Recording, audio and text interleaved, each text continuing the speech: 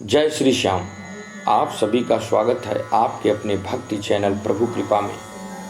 यदि आपको भक्ति और प्रेम भावनाओं से भरे वीडियो पसंद आते हैं तो कृपया हमारे चैनल को सब्सक्राइब करें, और यदि यह कथा आपके हृदय को स्पर्श करे तो लाइक और शेयर करना ना भूलें। अब आइए सुनते हैं खाटू के श्याम बाबा की अद्भुत और भावनाओं से भरी प्रेरित कहानी। बहुत समय पहले द्वापर युग में भगवान श्री कृष्ण अवतरित हुए थे। उनके जीवन में एक महान भक्त, एक अद्भुत वीर और परम त्यागी आत्मा जन्मी, जिसका नाम था बर्बरिक, जो बाद में श्याम बाबा कहलाए। बर्बरिक भीम पुत्र, घटोत्कच और मौर्मी के पुत्र थे। बाल्यकाल से ही वे युद्ध कला और शौर्य में अद्वितीय थे, परंतु उनके हृदय में एक और गुण था, असीम करुणा और भक्ति। कथा है, जब महाभारत का युद्ध आरंभ हुआ तो बर्बरिक ने युद्ध में सम्मिलित होने की इच्छा जताई। उन्होंने कहा, मैं उस पक्ष में रहूंगा जो कमजोर होगा और धर्म की रक्षा करूंगा। उनके पास 3 अमोघ बाण थे, जिनसे वे पूरे युद्ध को क्षण भर में समाप्त कर सकते थे। जब श्री कृष्ण ने यह सुना तो वे साधु का रूप धारण कर बर्बरिक के पास पहुंचे। वे बोले, वत्स, बताओ, यदि तुम युद्ध में उतरोगे तो किसका शांत होगे? बर्बरिक ने विनम्र भाव से कहा, प्रभु, मैं सदा अधर्म, निर्बल और पीड़ित का साथ दूंगा। कृष्ण मुस्कुराए। उन्होंने बर्बरिक से पूछा, यदि दोनों पक्ष एक समान हो जाएं तो तब क्या करोगे? बर्बरिक ने सरलता पूर्वक श्री कृष्ण को कहा, तब मैं उस ओर रहूंगा जहां आप न हो, क्योंकि भगवान तो सदा विजयी पक्ष में होते हैं। कृष्ण जानते थे कि यह बालक अद्भुत है। यदि यह युद्ध में उतर गया तो पूरा युद्ध संतुलित नहीं रहेगा। कृष्ण ने बर्बरिक से कहा, वत्स, युद्ध से पहले मैं तुमसे दान मांगता हूं। बर्बरिक ने श्री कृष्ण से कहा, ठीक है प्रभु,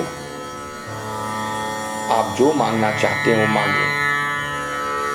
कृष्ण ने कहा, बड़ी चतुरता से कृष्ण ने बर्बरिक से कहा, अपना सिर दे दो। बर्बरिक ने बिना संकोच, बिना भय के कहा, प्रभु, यदि यही आपकी इच्छा है तो यह सिर भी आपका है। वे घुटनों के बल बैठ गया और हंसते हंसते हुए अपने प्राणों का दान दे दिया। कृष्ण भाव विह्वल हो उठे। उन्होंने कहा, वत्स, तुम्हारा यह बलिदान अमर रहेगा। कलयुग में तुम श्याम नाम से पूजे जाओगे, और जो सच्चे भाव से तुम्हारा नाम लेगा उनकी मनोकामना स्वयं पूर्ण करूंगा। महाभारत युद्ध समाप्त होने के बाद कृष्ण ने बर्बरिक का सिर नीलकंठ पर्वत पर दफनाया, परंतु कलयुग आने पर वह सिर राजस्थान के खाटू ग्राम में प्रकट हुआ। कथा है कि एक दिन खाटू के राजा ने स्वप्न में देखा एक तेजस्वी सिर भूमि में दबा हुआ है। उन्होंने उस स्थान को खुदवाया और वहां से अद्भुत दिव्य तेज से युक्त श्याम बाबा का शीश प्रकट हुआ। राजा ने उसी स्थान पर एक भव्य मंदिर बनवाया, जो आज खाटू श्याम धाम के नाम से संपूर्ण भारत में प्रसिद्ध है। कहा जाता है, जो भी श्रद्धा और प्रेम से श्याम जी का नाम लेता है उसका जीवन बदल जाता है। श्याम जी कहते हैं, जो भी मुझसे कुछ नहीं मांगता उसे मैं सब कुछ दे देता हूँ। भक्त जब हारे का सहारा श्याम हमारा पुकारते हैं तो उनकी हर पीड़ा, हर चिंता मिट जाती है। श्याम जी अपने भक्तों के आंसू को प्रसाद समझते हैं। उनकी दरबार में भाव ही सबसे बड़ा आभूषण है। हारे का सहारा श्याम हमारा। हे खाटू के श्याम बाबा, आपके चरणों में यह जीवन समर्पित है।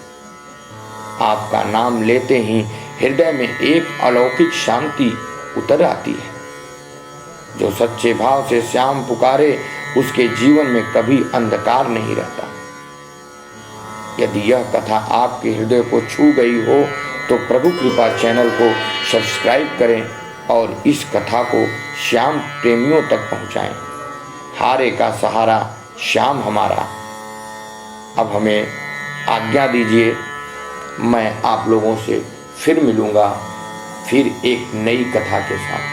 तब तक जय बाबा खाटू श्याम।